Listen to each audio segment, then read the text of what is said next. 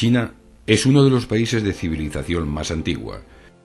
La geografía de China, el extenso país de grandes ríos y altas montañas, en el que surgió una de las más antiguas civilizaciones del mundo, ha tenido un importante papel en el nacimiento y desarrollo de sus culturas. Los dos ríos principales, el Huanghe y el Yangtze, surcan un gigantesco territorio en el que se dibujan montañas y cordilleras, praderas y desiertos.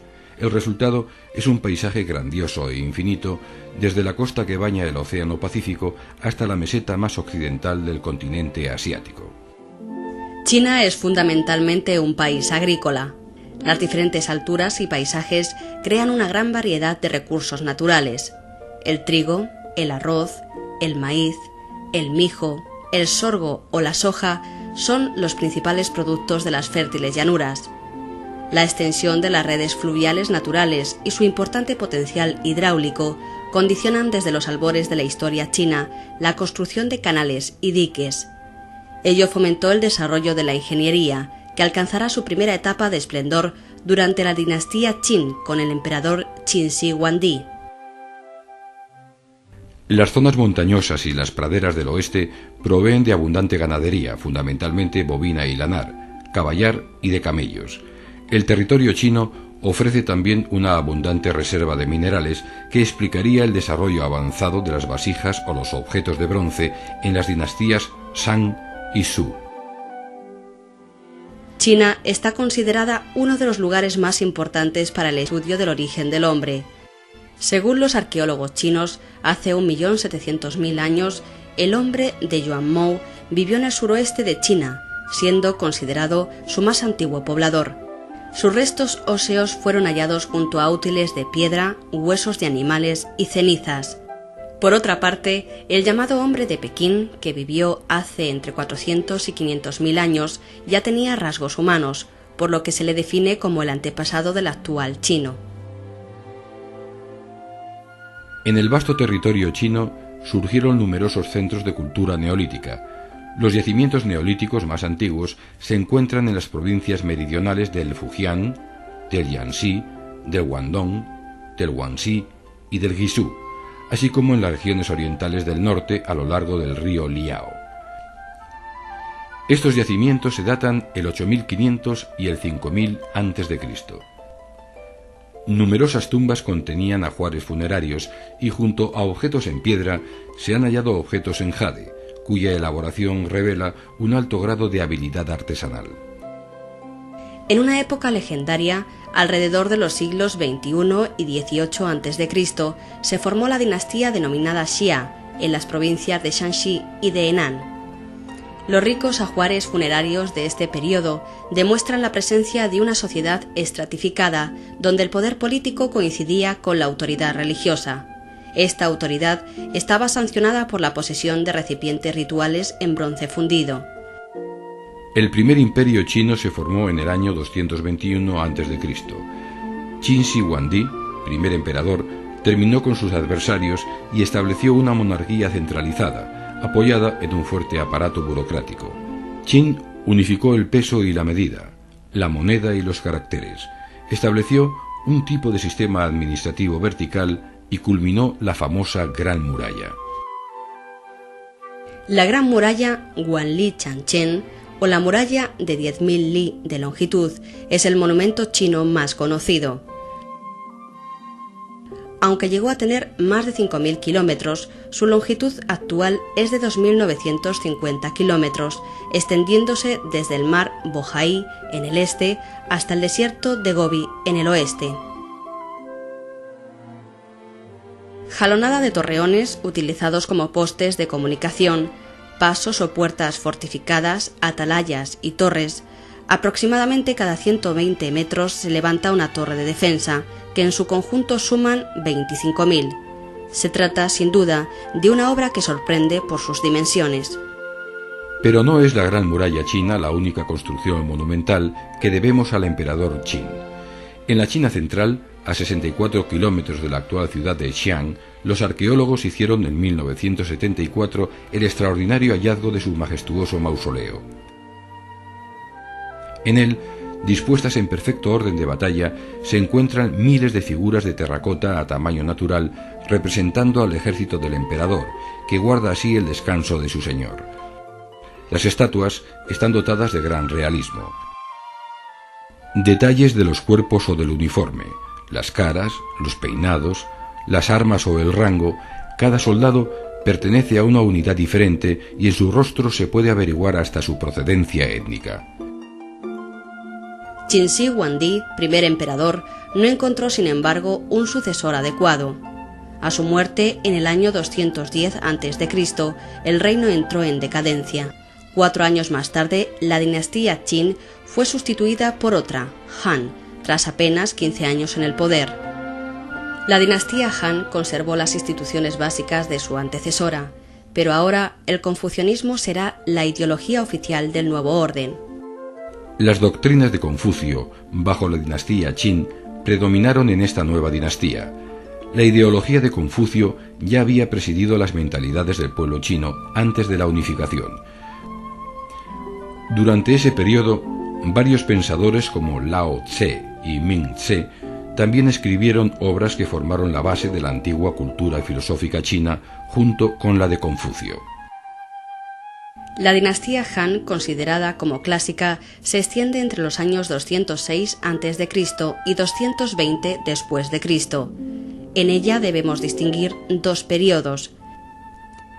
La dinastía Han del oeste gobierna hasta el año 9 después de Cristo, estableciendo su capital cerca de Xi'an. La dinastía Han del este gobierna hasta el año 221, teniendo su capital en Luoyang. Durante este periodo se realizaron importantes reformas e imponentes obras de ingeniería civil que crearon riqueza y bienestar. Las fronteras del imperio se ampliaron en todas direcciones y la influencia china llegó hasta Occidente a través de la ruta de la seda. El contacto con Oriente hizo llegar a Occidente novedades extraordinarias. La brújula, la fabricación de papel, la pólvora y la imprenta son las invenciones más maravillosas de la antigua China. Su aparición ha jugado un papel muy importante para los seres humanos en su proceso de civilización. Buena parte del conocimiento chino quedó plasmado en su escritura. La escritura tradicional china, basada en unidades de significado variables, se apoya en el uso normal de 5.000 o 6.000 grafismos. Bronces rituales y estelas de piedra fueron los soportes utilizados en principio. A partir de la dinastía Han, el uso del pincel, la tinta y el tintero desarrollaron y extendieron la escritura sobre papel. La inmensa producción literaria, científica y filosófica china dio lugar al surgimiento de extraordinarias bibliotecas como las de Zhejiang, concebidas para almacenar y transmitir el saber a las generaciones venideras. Tras la caída de la dinastía Han, ocurrida en el año 220, fueron proclamados 3 reinos: Wei, Shu Han y Wu. En el año 280, estos reinos fueron fugazmente reunidos por la dinastía de los Jin occidentales. Desde el 304 al 439, el denominado período de los 16 reinos se caracterizó por la fragmentación del territorio en una constelación de efímeros principados independientes y la entrada en China de pueblos de las estepas del norte. En este periodo empezó a difundirse la religión budista, que había entrado en China en época Han y había sido muy bien acogida, especialmente entre las poblaciones de inmigración reciente. En el siglo V encontramos a China dividida en 2 territorios, los correspondientes a las dinastías del norte y del sur. En el año 581 encontramos de nuevo una China unificada, esta vez bajo la dinastía Sui, que se prolongó hasta el año 618. Sus soberanos impulsaron reformas agrarias y fiscales, grandes obras de irrigación e iniciaron la reorganización del imperio. Pero desafortunadas campañas militares y el excesivo lujo de la vida cortesana causaron su caída. La dinastía Tang, que gobernará hasta el año 907, será la responsable del renacimiento y esplendor del denominado Segundo Imperio Chino. Con ella finaliza el período antiguo de la civilización china. Entre los años 907 y 960, China conoce el período llamado de las 5 dinastías. A partir del año 960 y hasta el 1234, el poder lo detenta la dinastía Song, sustituida después por la Yuan. Más conocida por los occidentales será la dinastía Ming, que se prolongará hasta 1644. En este periodo será habitual la llegada a las cortes europeas de preciados objetos de lujo de origen chino, especialmente sedas y porcelanas. También durante la dinastía Ming se concibe la famosa Ciudad Prohibida, un antiguo complejo arquitectónico situado en el centro de la ciudad de Beijing, también conocida como Pekín.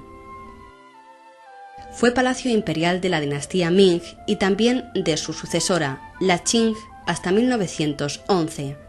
Desde la culminación de la construcción en 1420 del Palacio Imperial, fue testigo de una historia de aproximadamente 580 años.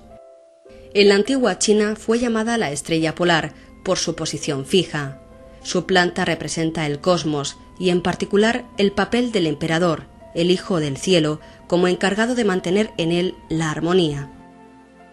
Acabamos ya nuestro recorrido por la inmensa y milenaria China, una de las zonas de civilización más antigua. El llamado País del Centro, o Zhongguo, pues sus habitantes pensaban que era el centro de la Tierra desde el punto de vista geográfico, político y cultural, ha sido y será siempre fascinante para el viajero. Un gigantesco territorio en el que se dibujan montañas y cordilleras, praderas y desiertos. El resultado es un paisaje grandioso e infinito desde la costa que baña el Océano Pacífico hasta la meseta más occidental del continente asiático. China es fundamentalmente un país agrícola.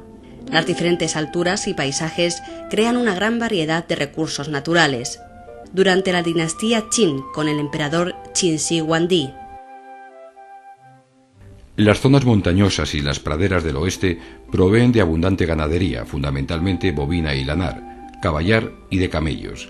El territorio chino ofrece también una abundante reserva de minerales que explicaría el desarrollo avanzado de las vasijas o los objetos de bronce en las dinastías Shang. El trigo, el arroz, el maíz, el mijo, el sorgo o la soja son los principales productos de las fértiles llanuras.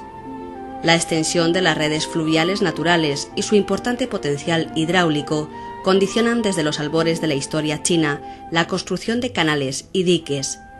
Ello fomentó el desarrollo de la ingeniería, que alcanzará su primera etapa de esplendor. China está considerada uno de los lugares más importantes para el estudio del origen del hombre. Según los arqueólogos chinos, hace 1.700.000 años, el hombre de Yuanmou vivió en el suroeste de China, siendo considerado su más antiguo poblador. Sus restos óseos fueron hallados junto a útiles de piedra, huesos de animales y cenizas. China es uno de los países de civilización más antigua. La geografía de China, el extenso país de grandes ríos y altas montañas, en el que surgió una de las más antiguas civilizaciones del mundo, ha tenido un importante papel en el nacimiento y desarrollo de sus culturas. Los dos ríos principales, el Huanghe y el Yangtze, surcan